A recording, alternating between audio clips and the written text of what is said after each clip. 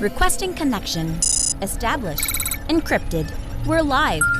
The show you've been asking for. Advice, technology, and community. Linux first, all others second. This is Ask Noah.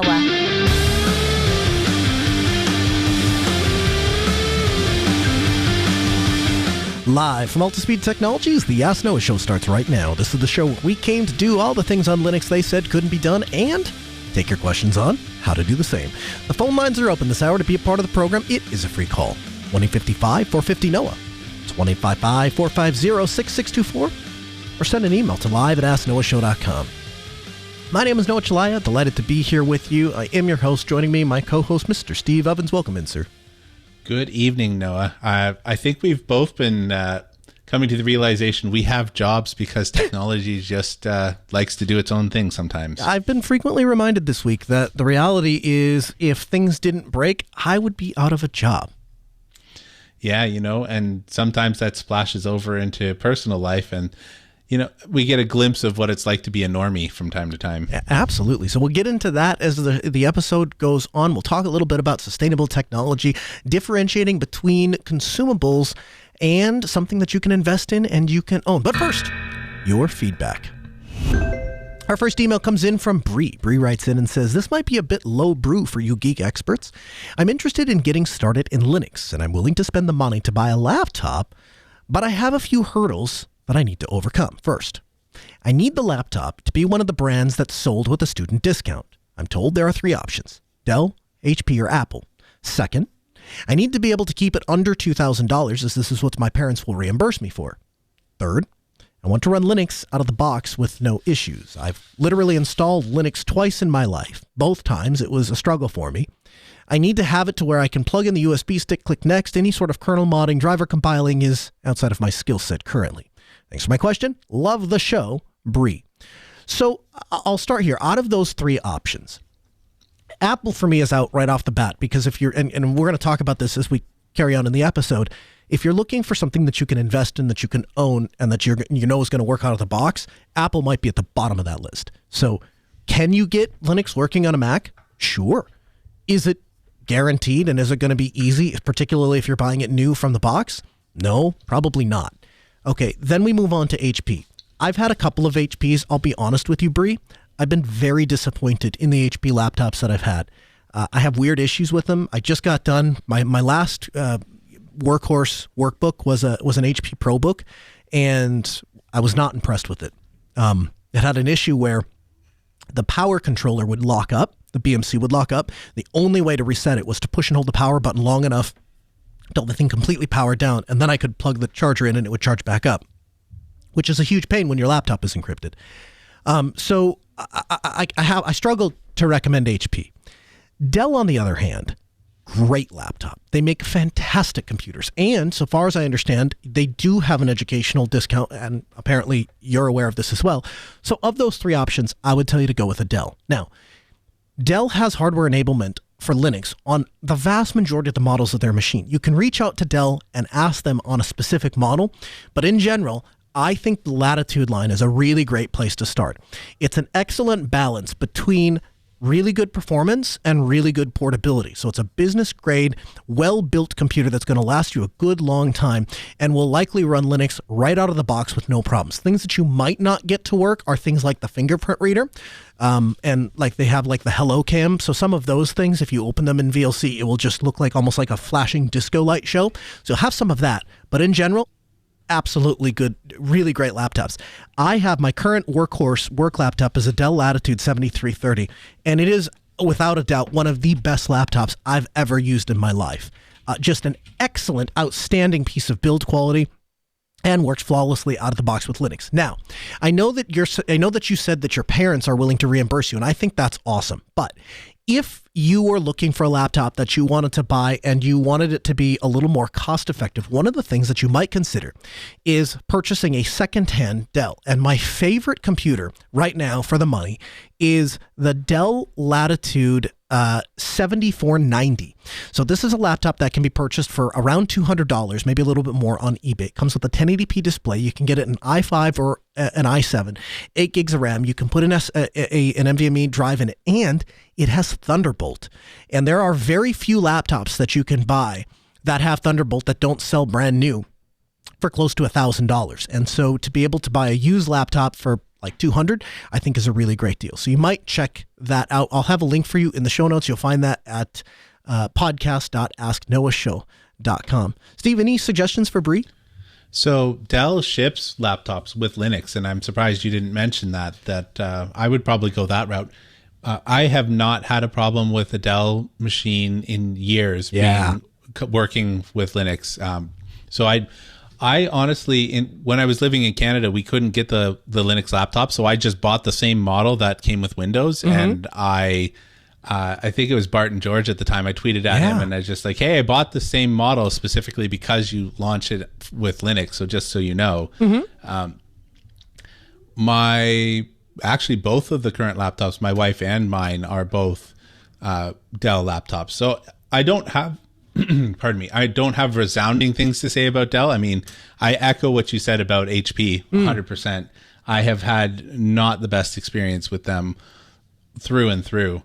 I might engage System 76 to see if they have a student discount. I'm curious as to why that is a thing. If the parents are reimbursing, I might engage System 76 and see if they'll even like poke a loophole for you.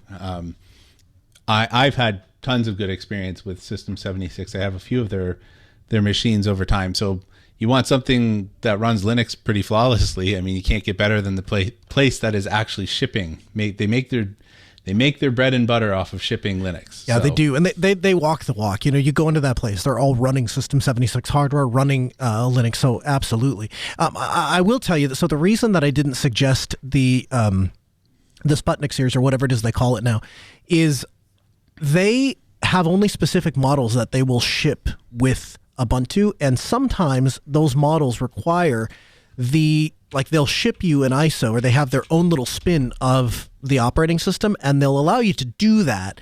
But if you go to restore and just use like a regular distro installer, sometimes it doesn't work quite as well as their image does, like in the trackpad and stuff like that. So one of the nice things about just buying the laptop that you want and installing it is you get a range of their entire lineup.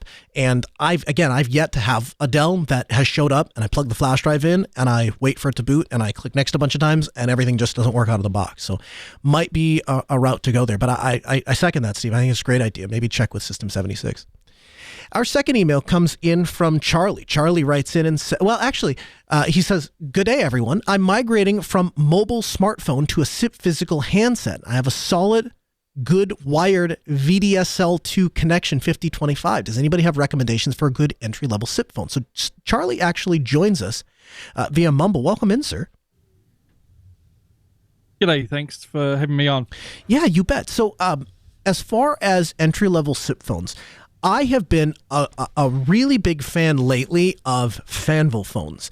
So this is, now to be honest with you, I'm using them with 3CX. So that's part of why I like it, is because it makes it very simple to provision.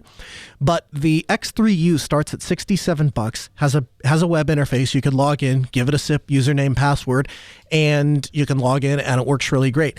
I would tell you that the quality of these phones they're fantastic, and I would put them on the same level as, or maybe just one step below, of like a Polycom or a Cisco phone. I mean, they're very well built phones. They work very, very well, and the ones that I've seen deployed inside of offices, people have had excellent luck in the way of call quality, audio quality, those sorts of things. That's good. Yeah, the problem is not a lot of the American stuff makes it to the Australian and New Zealand market. So that's why I listed Grand Stream, and there was another brand I listed. Both of those were like around the $100 mark. With the Black Friday sales, I picked up a cheap Power over Ethernet switch. It's got 6 Power over Ethernet ports, which are 10100, and 2 gigabit uplinks, and they came to $35 USD with free shipping. Okay. Yeah, I would say out of those two, I maybe would slightly lean towards Yealink over Grandstream. Although to be honest with you, sir, both of them are really kind of in the same ballpark. Again, a lot of them are deployed in many businesses. People have excellent luck with them. The nice thing about both those brands are they're built with open standards, so they're designed to be used with a variety of PBXs. So I think you couldn't go wrong either way. If I had to pick, if you held a gun to my head and said pick one or the other, I'd probably lean down towards the Yealink, if only because I have more experience with them than Grandstream. But again, I've had both phones. I like both phones. I think they're great.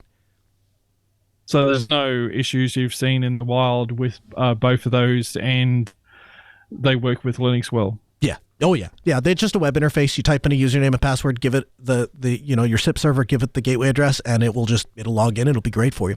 As far as a PoE switch, I really like, for the low end, I'm a real fan of Unify switches. They're inexpensive. They perform well. They have enough features to get you by.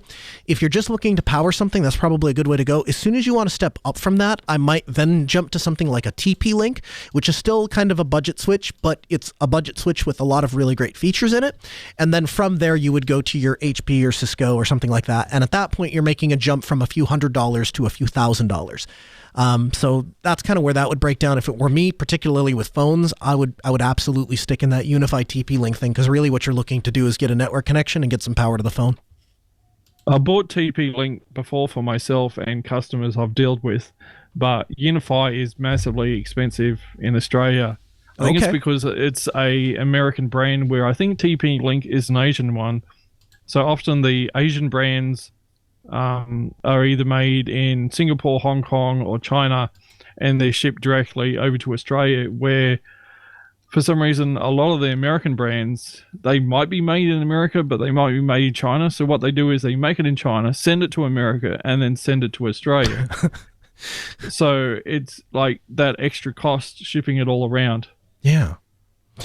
Okay. Well, those would be my recommendations. That's, I think, where I would start. And if you run into problems, then I would kind of upgrade from there. Does that answer your question?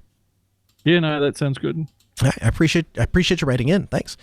Again, you can join us via mumble.minddrip1.com, or you can join us in our interactive chat room at geeklab.ninja. Our third email comes in from Andy. Andy writes in and says, thanks for discussing speedtest.net for my testing ISP throughput.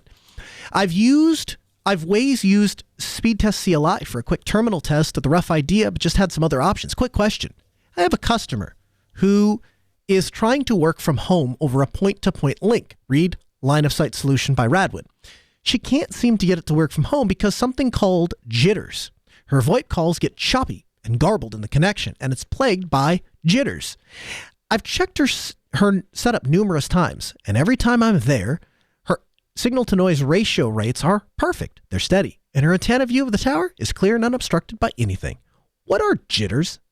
And a term her IT department is using. I've never heard of this term, and I can't seem to find what causes them other than late-night coffee. Thanks, Andy. So, Steve, what are the jitters? I have no idea. I mean, from the context, I would say that if I was to hazard a guess, I would think that this is a technical person trying to explain a concept to a non-technical person, and so jitters would transfer pretty easily. I'm guessing that they're talking about the variation in latency of packet flow. So if you have two connections and you're trying to send packets from one to the other and you get congestion, obviously some of those packets are not going to make it on time. And we oftentimes refer to this as network jitter. This is possible, and it might be what she's experiencing, but what you need more information. And so there's a couple ways to get it. You can set up some sort of monitoring system. So you could set up something simple like SmokePing and watch the connection and see what her connection from one point of the link to the other point of the link is. You could do that. The other thing is you could get a little more advanced about it and start logging specific network traffic with a network monitoring system like LibreNMS or something like that. It all depends on how much you want to dig into it. But really, Andy, to troubleshoot this problem, I think you're going to have to be there at the time that she's experiencing the issue. When the call is getting choppy, that is the time to go look at the network traffic. That is the time to go look to see if that point-to-point link has any sort of a network problem, or if there's any sort of obstruction, something like that. The weirdest things will cause these kind of problems to come up. Steve, a situation with a microwave comes up, it rings a bell in my head. Yeah. So working at a government office some time ago, a couple of years ago, not ancient history, like 2 or 3 years, every day, somewhere between 11 and 1 p.m., the Wi-Fi would just cut out.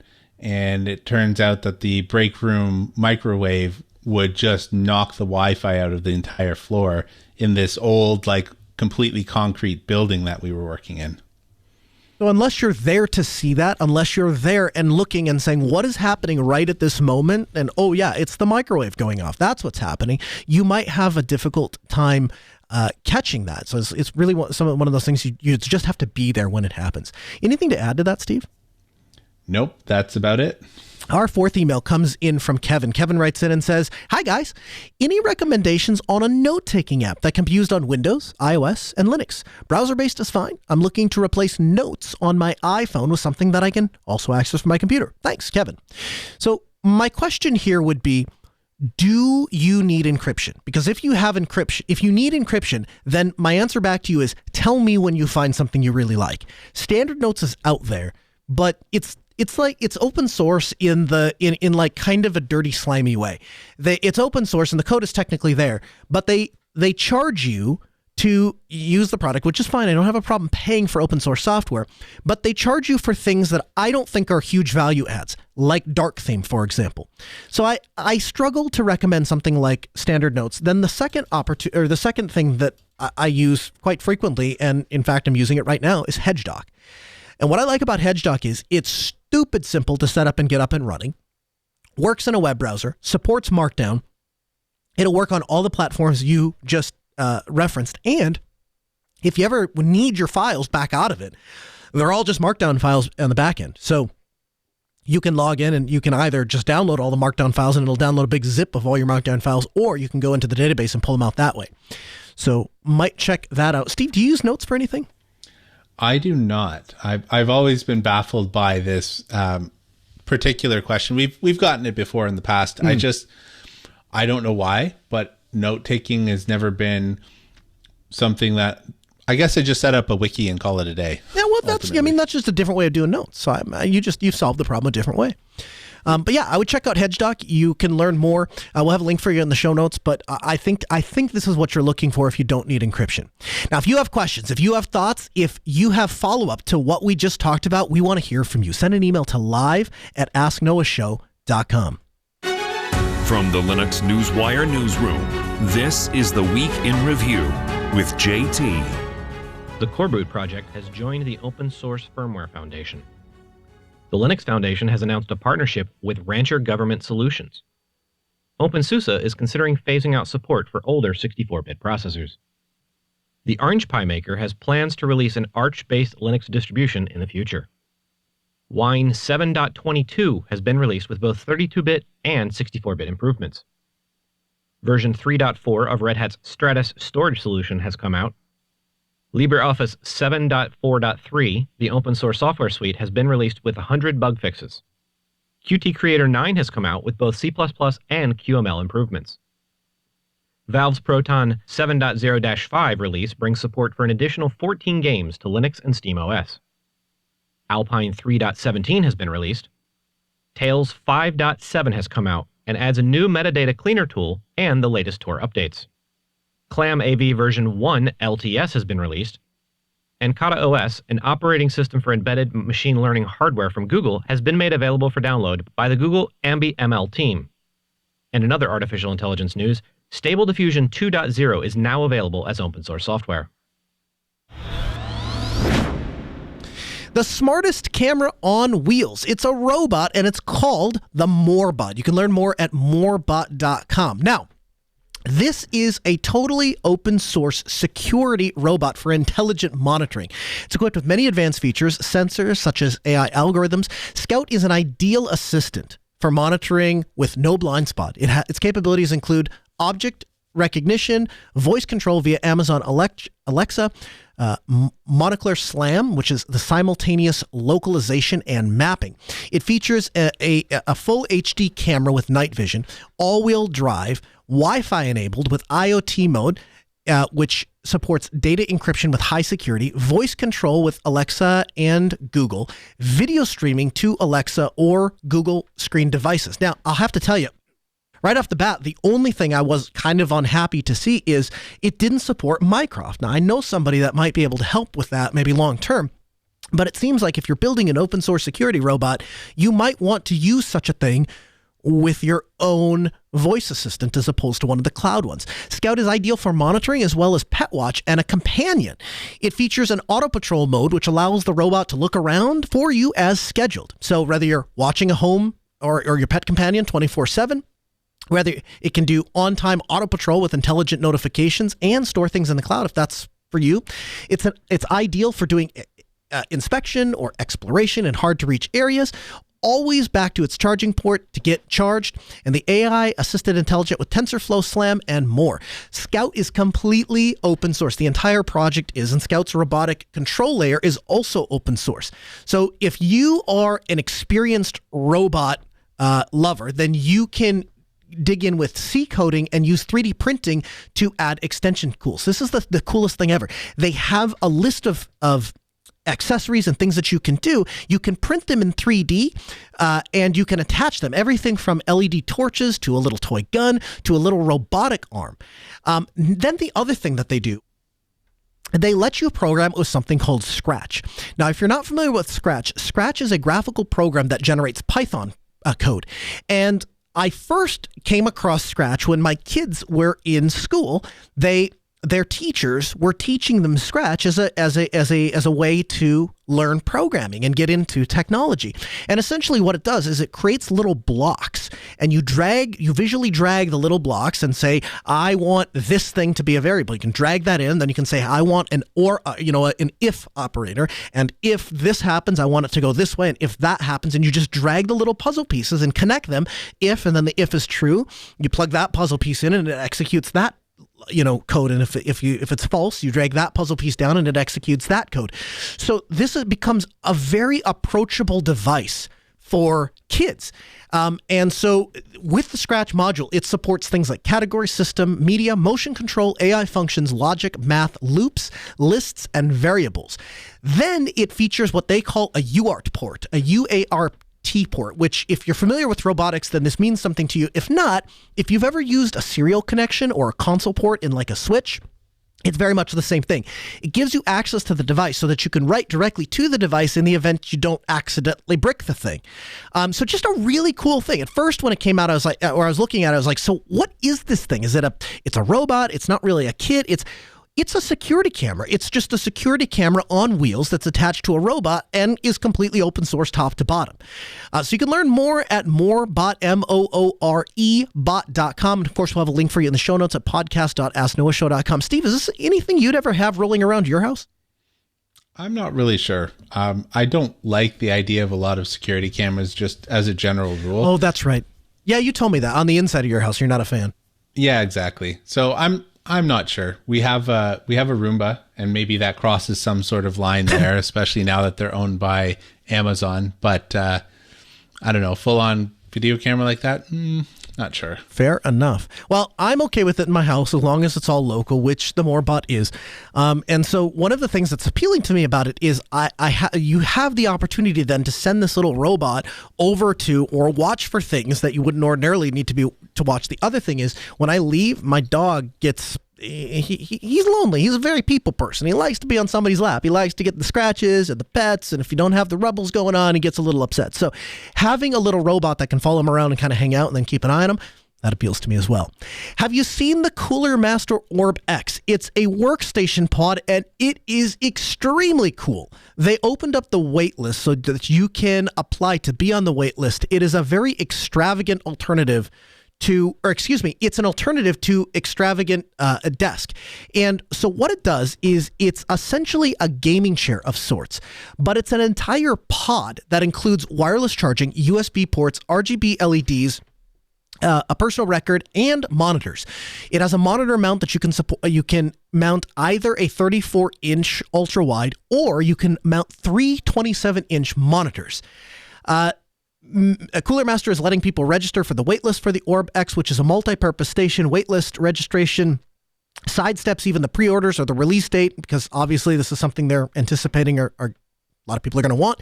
But the workstation has a lot to offer people for office setups. So this is something that I'm seeing more and more at Ultaspeed Technologies. It used to be when you hired somebody, you would sit them down at a desk, you would set them up with a desktop and a monitor and a keyboard and a mouse, and that's how they worked. And eventually it turned into, well, we need 2 monitors and a keyboard and a mouse and a CPU at your desk. And then then COVID happened and we moved everyone home and said, hey, you had a desk with an internet connection and a computer. Now we're going to give you a laptop. We're going to send you home and we're going to give you an internet connection and a phone and a laptop and good luck. And when they came back into the office, it was problematic because you had all of these people that had laptops. So docking became much more prevalent. Working off the laptop itself became much more prevalent. And what I saw happen in businesses is they moved from a model of everybody sits at their desk to you can sit anywhere you want. And so they had desks set up for people that want to traditionally work at a desk. But then they also had little work pods where they would have like little chairs or a couch or an end table or a little cafe, something like that. And you could just pick your laptop up and they don't care where you work. They just want you to get the job done. And so if you want to work off these little couches, you can. If you want to work off a little chair, you can. So I see this as the next evolution of that. If you can purchase a pod that takes up 74 by 74 by 82 inches and is 800 pounds, so I guess it's going to take a couple people to move it, but you purchase this thing, you set it down, and then you just have a full-on everything a person needs to do work. Now I wasn't able to track down a price.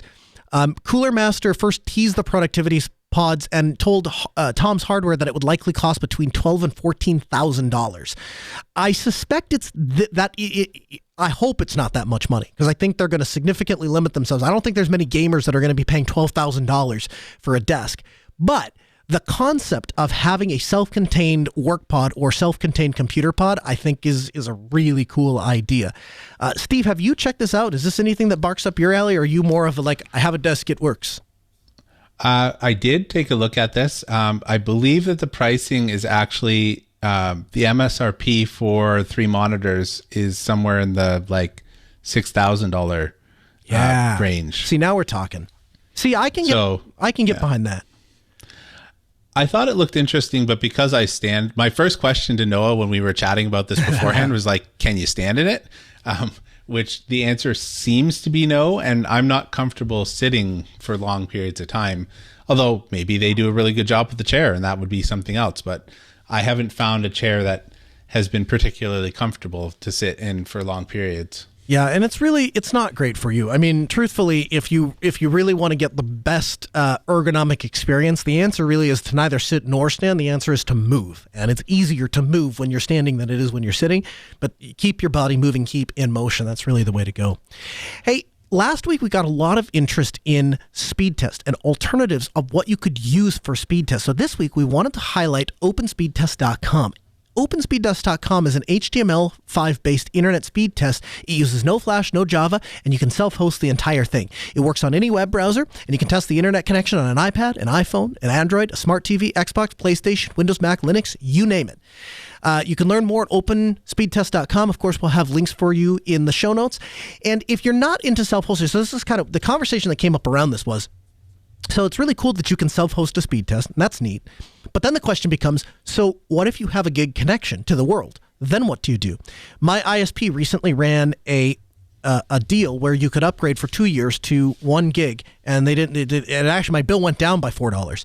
And so obviously I took advantage of that, but then I wasn't able to actually do the speed test because it's hard to find a VM for rent on DigitalOcean, Linode, whatever, that allows you to support up to a gig. So that's a little problematic. So if you're looking to do that, you might have to rent some colo space or something like that if you really wanted to dig in to do self-host speed test. But for the average Joe, am I on the internet? Is it working? All the things. This might be a really great option for you. OpenSpeedTest.com. You can learn more. And again, we'll have a link for you in the show notes at podcast.asknoahshow.com. It's worth a mention, iPerf. So if you've not used iPerf, a very simple networking test software. You start iPerf server up on one client, you run the client on the other, and it just simply tells you what the throughput between those two clients are. Steve, I would imagine that iPerf is in your shorthand toolbox. It is, but mostly only for testing LAN. I'm more interested in a number that is going to make sense to people. Like if I can't send, like if I'm troubleshooting with my ISP and I can't say, I went to this URL and I did this, then it's less useful unless I get somebody who happens to be really technical. Because if I'm like, yeah, so like I spun up this VM in the cloud and I ran this command from this thing to that thing, they're going to be like, what? So what's the speed, Steve? What is it? Does it work? Exactly. Does it not work? I don't understand. We don't care about your little thing. Does our thing work? Yep, exactly. And so our iPerf is really good for lots of things, but when you're trying to get let's say an apples to apples, like most places will quote speedtest.net. And so when you're trying to do something like that, I usually will actually try and find something like we talked about last week. Yeah. Yeah. So and we won't spoil it. You can go back and listen to last week's episode. You can find that at podcast.asknoahshow.com/314. The last thing I wanted to draw some attention to is this Yuffie story. So Yuffie is a company. They're owned by Anchor, the power company. You've probably heard of them. And if you have Yuffie cameras in your home, did you buy them thinking that they weren't cloud-based and that they kept your data private? Because that was the promise from Yuffie. And indeed, even though we install a lot of camera systems and everything we do is self-hosted all on the device and doesn't touch anything on the cloud, I've struggled to find a camera manufacturer that does everything soup to nuts. So we are still using Synology Disk Station for the NVR, and then we're using Access cameras because they're just really good cameras. Yuffie was interesting to me because the promise was they were taking every step imaginable to ensure your data remains private and with you. So they had an app and they have what they call their little home base. And the idea was that you put your little doorbell camera up and it spoke to your little home base and stored all of the footage and all of the things there. Now they provided you with cloud authentication, and the idea was that you could download the app and connect through their servers and it would get you back into your Yuffie home base without having to do firewall and all the things. Well, the problem became the promise there was that all of the stuff was going to be local. It was all going to be on the LAN. It wasn't going to the cloud. Doesn't need the cloud. You don't need the cloud, all of the things, right? It turns out that's not entirely accurate. The images that are used for the push notifications are still and captured and sent to the cloud. So when you walk up and you trigger the motion thing, it's not necessarily sending a live video feed up to Yuffie's cloud servers or AWS, but it's absolutely taking a still picture both before the motion event and after the motion event, and then it uses that to generate the thumbnail. The thumbnail is then what's viewable on your phone. Now it gets worse. It turns out these images are stored on AWS. That's what they're using for their CDN. And if you know what you're doing, you can get access to this. So by default, it's supposed to require a password.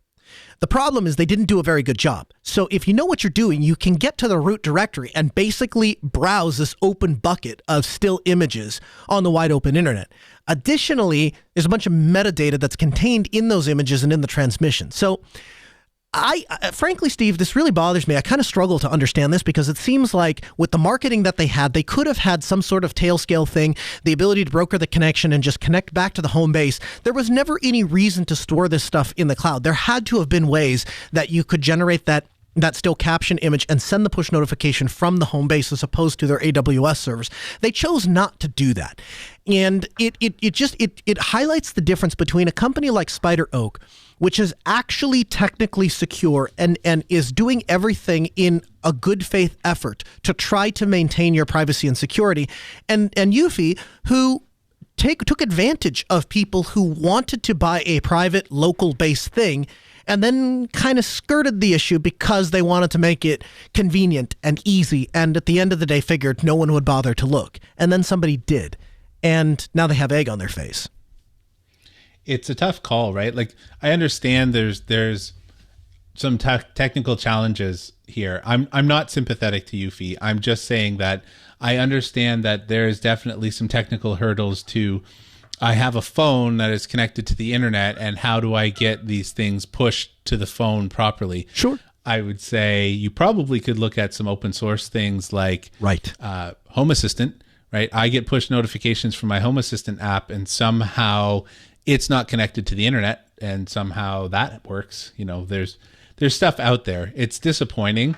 And ultimately, I imagine that it was a lazy route. Yeah. Yep. I completely agree there. I think Tailscale and the technology existed to do this. They just chose not to do that, and that's disappointing. But if you're looking for Yuffie alternatives, highly recommend you check out Synology and Access cameras. It's a little bit more work to get them set up, but I promise you the images won't leave your house.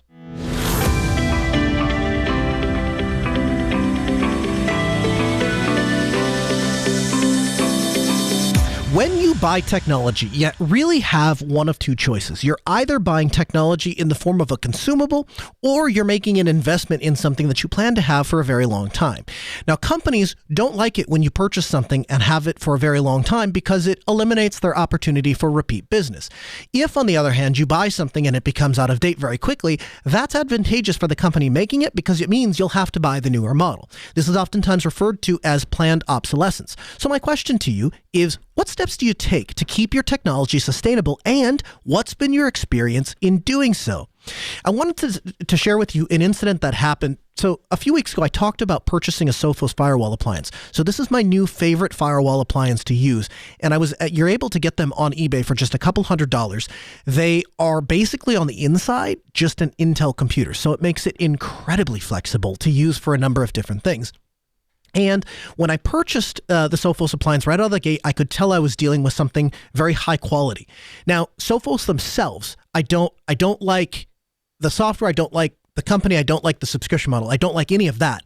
But the hardware is fantastic, and it turns out it's brain dead simple to install anything you want on it because you literally just plug a flash drive into it and it boots up. It's an Intel computer. You hit the boot menu, you choose the USB thing, and Bob's your uncle, you're into the installer of whatever it is you want to put on it.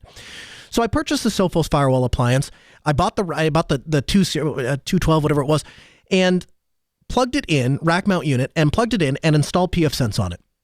And I got it running, and the first thing I noticed was the incredible speed difference between even the pre-built appliances that are running on, little Intel Atoms or something like that, and getting it to an actual computer just made a huge difference.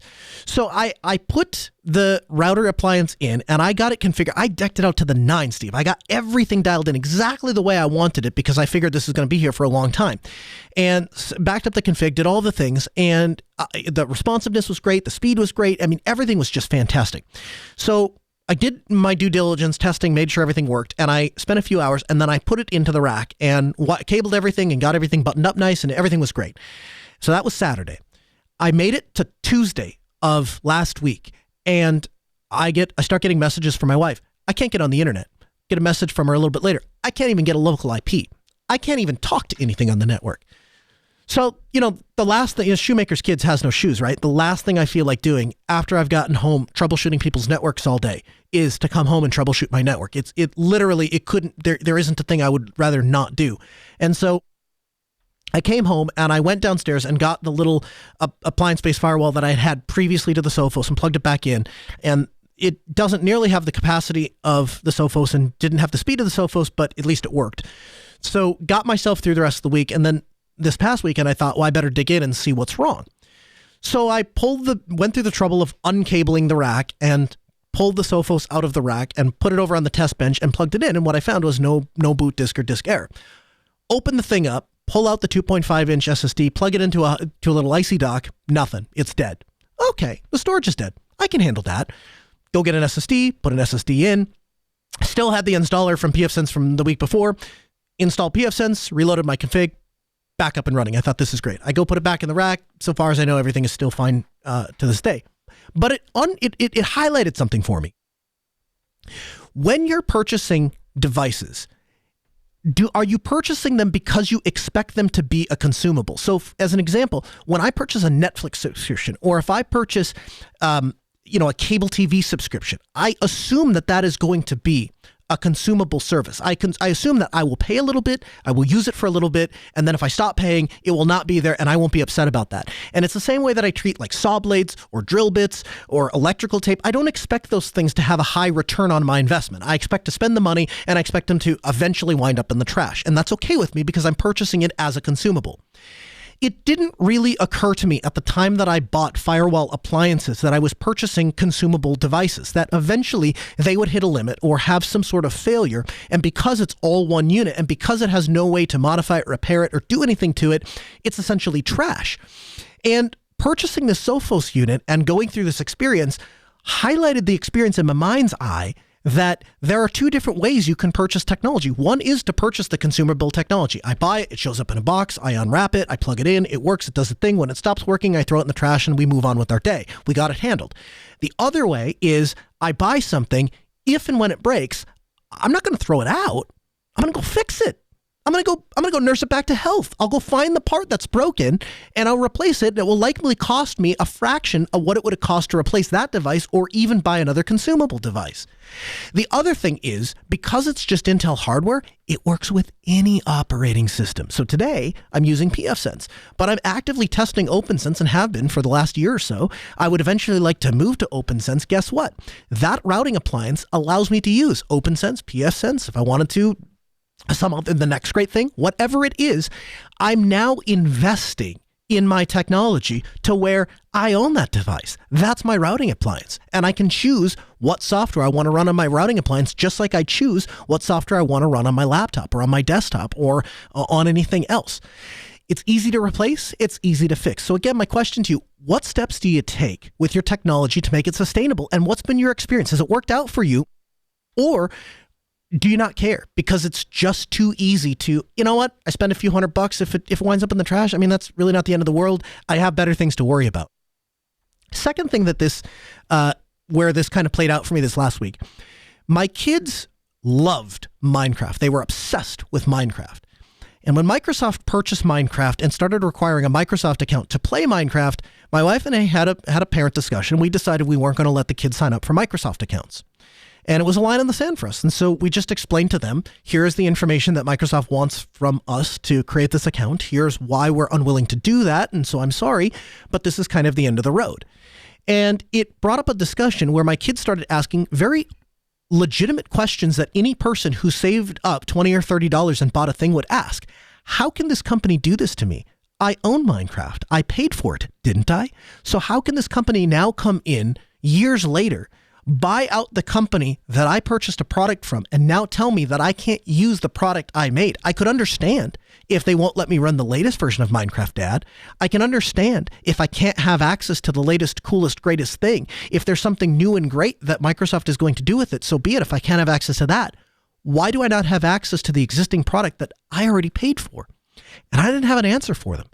And so for a while, for a few months really, it was just kind of this Debbie Downer attitude of, well, they weren't going to do that. So they would still watch Minecraft videos, but they would move on to other games. And so they got into Xenonic for a while.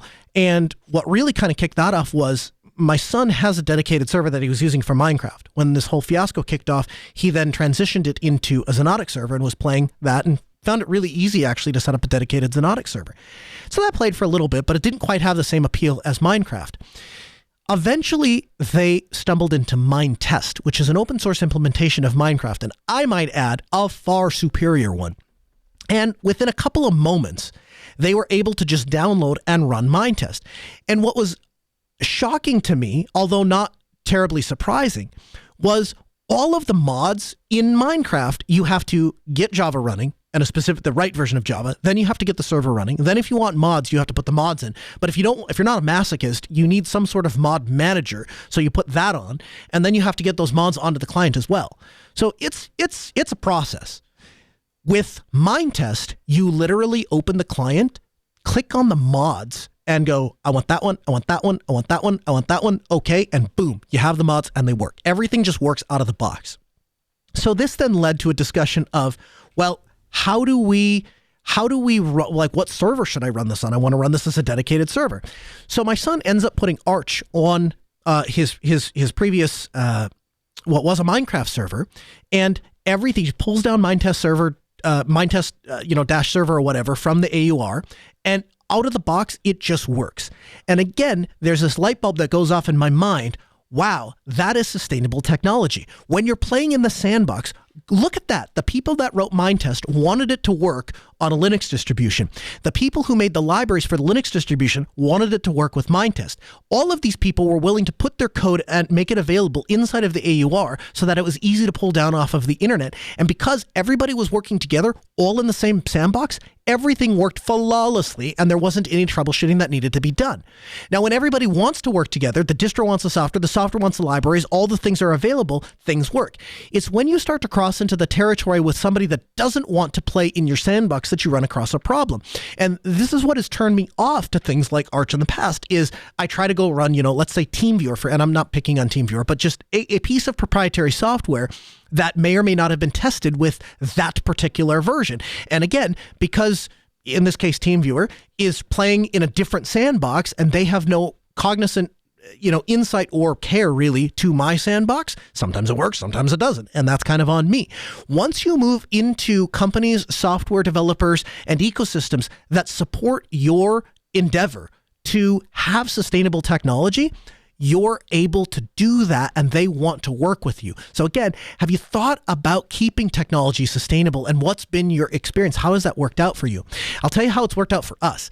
Names in Mindtest are amazing. So it shows you the avatar and then a little name. No matter how far away you get from other players in the world, there's always that player's name out in Neverland and you can skate towards that player and fly towards that player and catch up with them. Also, because it's, is it C, Steve, or C++?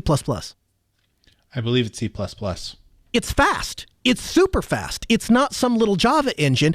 It's a native game. And it shows. It works fantastically well. And then they have all of these other little additions. Now, to be fair, once my kids figured out that it was all you had to do was drop mods in a folder or pull them down in the client, and they went like ham on putting mods in. So to be fair, I can't tell you at this point anymore what parts of these are native Mindtest features and what parts of these are the mods that my kids have installed. But my wife and I were playing with a game, and the kids came over on their dragons, because that's a thing, and we jumped onto the dragons, and then the kids are flying us around, and we're just kind of sitting there on our dragons. And so my wife is on one dragon, I'm on the other, and each of our kids are flying the dragons. My wife looks over at me, and she's like, this is way better than Minecraft. This is way better than Minecraft. First of all the animals, all the mods just work. Second of all, we're not having version issues every 5 seconds. And third of all, everything from my youngest child all the way up to my oldest child was able to get running on their own system all by themselves without any help because it was so easy to do so. And they support things like teleport icons. So you can have like a little inventory and you can right click. And what we used to have was like coordinates. And then when we wanted to get somewhere or go somewhere, we would teleport to that particular coordinate. Mindtest integrates that right into the game. And so you can click on the little teleport icon and it gives you a list of all of the places that you can go to.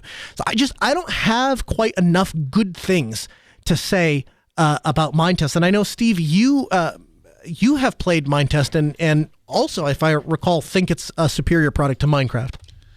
I like Mindtest a lot. I like that it's cross-platform, like you can play it on your Android devices and so on, and everybody in my house was able to play it if we wanted to because we all didn't have to shell out $30 to play together. That was really nice. The thing for Minecraft is that it kind of has the name, right? It's got the name brand appeal, and that's ultimately the uphill battle because honestly, because the pixel art is the same, you really can't. You could tell if you're, deep into the Minecraft mod, like, oh, this doesn't have the fusion mod or those sorts of things. That's true.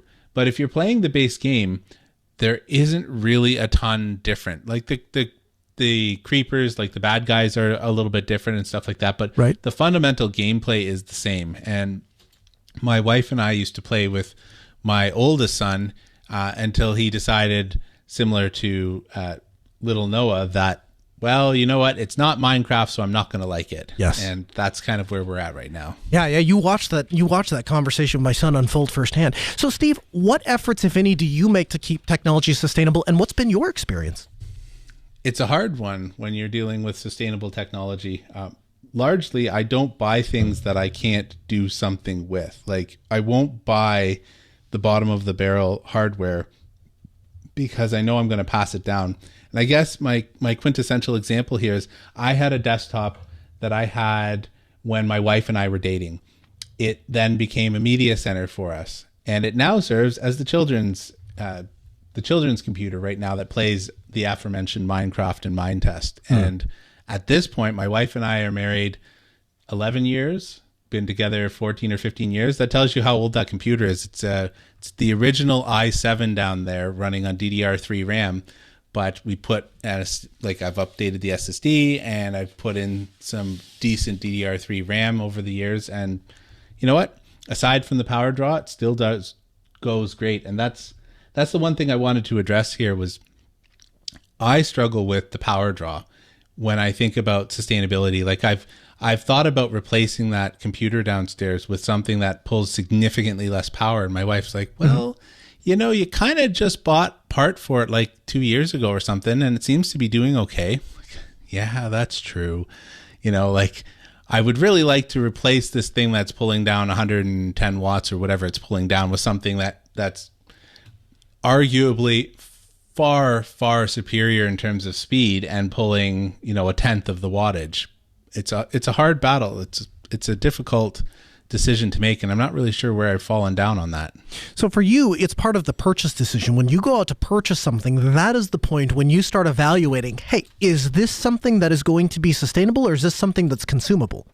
Absolutely. I will not buy something like my dad is one of those people who's like, it's $90, or he'll buy a Roku stick. And I'm like, nuts to that. I'm not doing that. Yes. This thing's going to be garbage in a year when whatever thing Netflix or whatever decides to do an upgrade. Right, because the processing power essentially doubles every year, and so they try to take advantage of the newer software packages, but then the older hardware just can't keep up. And what you wind up with is a mountain hill of trash, of electronic trash. And by the way, everything, not that I'm some, tree lover, but everything made out of plastic still exists to this day. Virtually everything we've ever made still exists. So the more that we can put even a modicum of thought into how can we purchase something one time and get the maximum amount of use out of it. It's okay if technology gets stagnant. It's okay if things get outdated. I have plenty of 32-bit i386 processors that are likely not very useful today, right? So I'm not saying that you have to buy something and you have to have it for life, but my gosh, could we get 5 years out of it? Could we get 10 years out of it? And I look at what's happening with cell phones. It drives me off the wall. If my grandfather knew that people spent $1,200 on a telephone that they couldn't change the battery in, the man would roll over in his grave, Steve. I mean, I don't disagree with that. Unfortunately, in terms of the cell phones, we have very little choice, especially if you're constrained by, let's say, business processes, right? And some of us are constrained by business processes, and that means that you have to make that, I'd say, compromise choice. I'm either on a Pixel or an iPhone or whatever because, and fill in your reason here. I would have liked to have chosen something that I could actually swap the battery out for. Fun fact, I have my last 3 phones that are still working, and one of them I use as a travel phone when I leave the country. We'll have to leave it there, Steve, but I couldn't agree with you more. I think that's awesome. I think it's disappointing that is the case. I think it's awesome that you're at least aware of that. And like you, I think a lot of us find ourselves inside of a boat in which we don't have a choice but to use some of the technology in order to get our jobs done. But maybe something to think about the next time you go to purchase something. Is this sustainable or is it consumable? Hey, the music in our ears, it means we're out of time. We invite you to send in your challenge coin stars. We're doing a challenge coin, but we're doing it a little bit differently. You have to earn it. I want to hear how you've served somebody in the open source or Linux community. Tell us your story. You can send those in to live@asknoahshow.com. We're back next Tuesday, 6 p.m. Central, asknoahshow.com. Have a good week.